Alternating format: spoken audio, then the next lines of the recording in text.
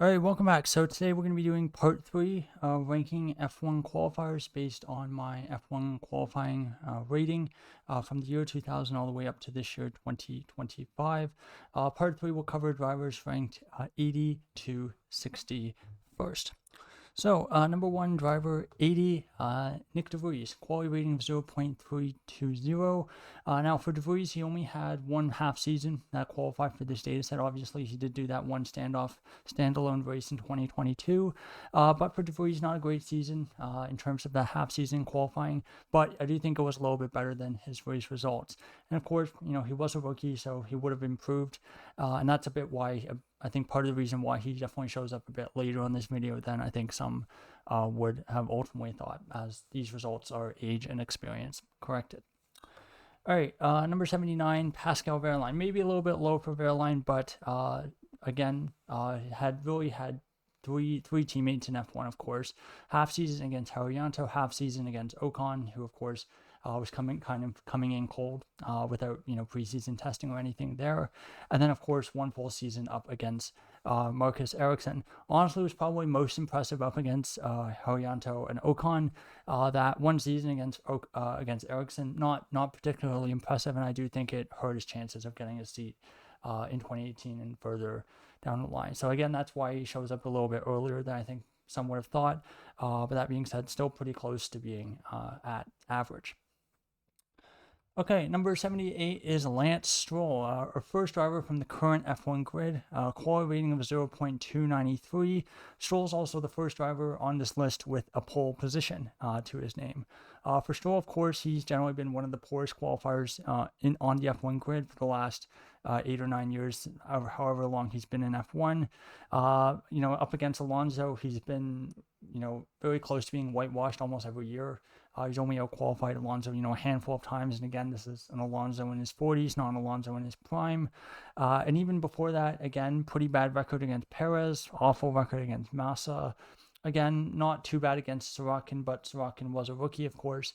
And honestly, Vettel was probably the only driver where it looked like, his quality record was honestly not too terrible. But still has a pole position to his name. Of course, no one can take that away from him. All right, number 77 is Enrique Bernoldi, quality rating of 0.291. Only 2 seasons in F1, 2001, 2002, and of course that 2002 season was a little cut short by the fact that Arrows basically ran out of money midway through the season. Not a great qualifier, was definitely second best compared to Heinz-Harald Frentzen, but was honestly pretty competitive with Jos Verstappen, so not too bad there on that front. Apart from that, Bernoldi is best known for holding up David Coulthard in one of his 2 Monaco Grand Prix appearances. And also I think one of the drivers who I think was the impetus for Red Bull a couple years later deciding to enter F1 as a full or basically as its own team and not just sponsoring drivers, as there was a pretty big dispute between Bernoldi and a couple teams regarding who he was supposed to drive for and such. All right, number 76 is Cristiano Damada for Damada, 2 years in F1, 2003, 2004, quality rating of 0.284. And of course, was definitely second best compared to Olivier Panis. And again, so-so driver, but not a great driver overall, I would say. All right, number 75 is Charles Pic, quality rating of 0.282. For Pic, first season in F1, teamed up with Timo Glock, honestly not too bad there. And then a little bit better than Guido van der Garde, his second season, 2013. But not a great qualifier overall, but again, a little bit higher than I would have thought if I was to kind of create a list subjectively based on my opinion. So again, for Pic, 2 years, not a whole lot to talk about there. All right, number 74 is Guang Yu Zhou, quality rating of 0.278.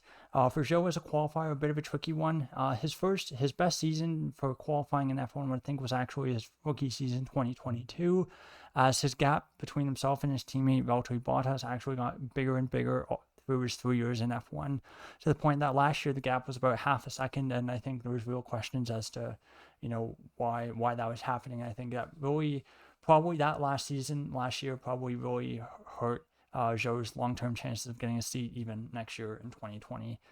But for Zhou, I'd say a bit of a strange F1 career, given that his F1 qualifying results generally got worse through his career, not better. But yeah, 74th on my list for him. All right, number 73 is Alex Rossi, quality rating of 0.275. Only 5 races in F1. Definitely a driver who I think many would have liked to see a little bit more from. Would have been nice to see him in the Manor in 2016 instead of Haryanto. See how he could have done up alongside Pascal Wehrlein. But honestly, pretty impressive in those 5 races, but just really hard to benchmark given that his drivers that he was up against, Stevens, Mary, not particularly good drivers. So again, a bit tough to judge there in what was a pretty awful Manor Mercia car. All right, number 72 is Christian Klein, quality rating of 0.270. I believe three seasons in F1 for Klein. Season at Jaguar in 2004 up against Mark Webber, and then 2 years at Red Bull with David Coulthard.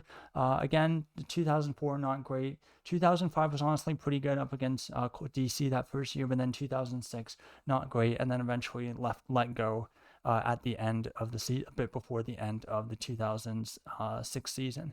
Or end of 2006 season. Did a couple races as well in 2010, but not a big enough sample size to qualify for this video.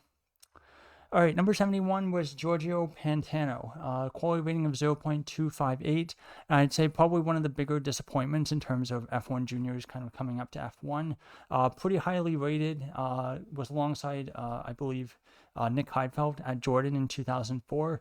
And this was Jordan's first really awful, absolutely awful year. 2003 was not great, but 2004 was pretty tough.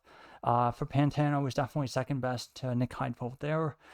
Race results, I think, were quite a bit worse than the quality results. Quality results, Heidfeld wasn't doing that much better than him, which I think is part of the reason why Pantano isn't so low on this list. He's a lot lower on the race rating list. But yeah, was replaced by Timo Glock for a couple races, I think because of a contract dispute. But yeah, for Pantano, really a one and done, and that was it for his F1 shot. And he would actually end up winning GP2 8 years later, 8 years later, because I think he won in 2012, 2013 or so. So again, a bit of an odd one there that he would win GP2 so far after his F1 career, but yeah, quite the odd career there for Giorgio Pantano. All right, number 70 is Mick Schumacher, the first of 3 Schumachers on our list, of course. Quality rating of 0.255. Only 2 seasons F1. The first one, of course, against Nikita Mazepin, where he looked pretty good. But that second season up against Kevin Magnussen, not so good. Not such a strong season there. And partially because I think of that lack of qualifying speed, crashes here and there throughout the season, he was let go and replaced by Nico Hülkenberg, which I think with hindsight was probably the right decision, given Hülkenberg had some pretty strong years at Haas, and again has a pretty decent year this year at Sauber, and of course got his first podium a couple weeks ago. All right, number 69 is our, I believe, second driver from the current grid, and that is Liam Lawson. So for Lawson, quality rating of 0.251, still recovering from that early season slump at Red Bull, and then a bit of a weak start at Racing Bulls. For Lawson, of course, he hasn't done that many races. He's done about 20, I think, so far through his 3 seasons. Now, for Lawson, I think prior to this season, his quality rating was actually very, very high. Because of his limited experience to 2023, 2024, it actually boosted his rating quite high, and he would have been probably top 40, I want to say. But again, a bit of a tough season this year and a bit of a bigger sample size definitely, throws him back a bit. That being said, could easily, I see, if you look at the trend the last 6-7 races or so, he's definitely been a lot closer to Hadjar. And so I think if I were to do this at the end of the season, it's possible that Lawson could easily move up like 5 to 10 positions on this list. Okay, number 68 is Italian Jesus, Antonio Giovinazzi, quality rating of 0.241. Honestly, not that bad of a qualifier up against Kimi Räikkönen, but again, it was a very old Kimi Räikkönen in his 40s, a Räikkönen who is not particularly motivated, and like he said in Drive to Survive, he said he was doing this as a hobby. So again, bit of a hard driver to benchmark there. But for Giovinazzi, I don't think he was a bad qualifier, but just, not very good and a little bit below average, and again, 68. Very, very close to average on this list. So again, that makes a lot of sense there. All right, number 67 is Justin Wilson, a driver who I think should have gotten a better shot in F1. Quality rating of 0.235. Honestly, was not too bad up against Jos Verstappen, and then went to Jaguar for the last 5 or 6 races, I think, of 2003. Again, not a great matchup there with Mark Webber, but still, given his inexperience and given his height, which was something that I think held him back from having a longer F1 career. I do think it was honestly a pretty good season there in 2003 by Justin Wilson. Of course, tragically lost his life, I think about a decade and a half ago in an IndyCar crash. But yeah, really unfortunate there. And I, would have been interesting to see what Wilson could have done with a longer F1 career. And of course, I think driving now, where you have the ballast to kind of control for drivers' weights, so that they don't have to slim down so much. I think he would have benefited a lot more from driving in this F1 era compared to at the time where smaller, slighter drivers were definitely had a bit of an advantage at that time. All right, number 66 is Esteban Gutierrez, quality rating of 0.225. Bit of a surprise to see this driver so high, especially given that his rookie season was so poor. Out-qualified by Nico Hulkenberg in Sauber 2013, I think by about 6-7 tenths of a second. But his second and third season were quite a bit better. He was much closer in qualifying to Adrian Sutil and Roman Grosjean 2014-2016. And because this is a career average, it does bring his score down, or at least in this case, bring his score up into the kind of positive improved range there. So for Gutierrez, 66 on my list. All right, number 65, our first race winner of Ken, doesn't really matter a whole lot. And again, also our second pole sitter, Pastor Maldonado. Quality rating of 0.223. For Maldonado, the only driver who really looked better than in qualifying over one lap was Bruno Senna, of course, out-qualified by a pretty old Rubens Barrichello, and again, rookie Bottas as well, and got pretty much obliterated by Grosjean in 2014-2015. Again, I would say probably a bit of a below-average driver in that respect there. All right, number 64, Jaime Alguersuari, quality rating 0.207. An interesting driver, did 2.5 seasons F1. That first half season at Toro Rosso, pretty bad. It qualified by Buemi by about 6-7 tenths of a second. Again, this was refueling era, so again, not quite as precise the quality gaps as they are now.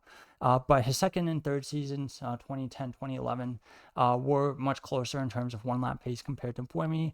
But still, he was always kind of second best at Toro Rosso during that time. All right, number 63 is Oliver Behrman. Ollie Behrman, quality rating of 0.201, third driver from the current grid on our list. Now for Behrman, he's only done the real half season F1, and even though he is out-qualified his teammate, much more experienced teammate Esteban Ocon, simply because of the nature of the qualifying battle at Haas this year, where it feels like both drivers, at least for the first 5 or 6 races, both drivers were basically, trading, out qualifying the other by about, 4 or 5 tenths of a second. And because of how the model basically measures qualifying gaps to kind of what is perceived as kind of optimal as perfect, it means that Behrman does end up with a bit of a lower score, even though he has, honestly looked pretty impressive. And again, a bit of a small sample size. By the end of the season, a bit like what I said with Lawson, by the end of the season, it could be, a whole point higher, and that would completely change his position on this list. All right, number 62 is Alan McNish, quality rating of 0.190. Bit of a short career for Alan McNish. Of course, got into F1 a little bit late. Of course, much more well-known for his career in sports cars, as well as being team principal at Audi for Formula E for many years. So McNish only got that one season F1 in 2002 with Toyota, their first year in the series. Definitely, I would say second best in terms of qualifying against Mika Salo, who again I would say is about an average, below average qualifier himself. So not a big surprise, but again, only had that one season, and because of the experience, age correction on it, he does end up a little bit higher on my list. So the final driver for this video, number 61, is Anthony Davidson, quality rating of 0.184. Now for Davidson, he did have some one-off appearances here and there, especially I think Minardi 2002, for example, but only really got his first full-time shot in F1 in 2007 with Super Aguri. Out-qualified Takuma Sato over their time as teammates, but again, refueling era, so again, possibly that there's a bit of a gray area, a bit of a error on that measurement there. But still, honestly, no, I don't think that bad of a qualifier. Would have been interesting to see what he could have done if he had a better chance. Of course, lost his seat midway through 2004 when Super Aguri pulled out of the sport after the Spanish Grand Prix. So that's the end of part 3. Only 2 more, I think 3 more parts to go. Yeah, this is a 6-part series, so we're about halfway through. So again, thank you so much for watching, and goodbye.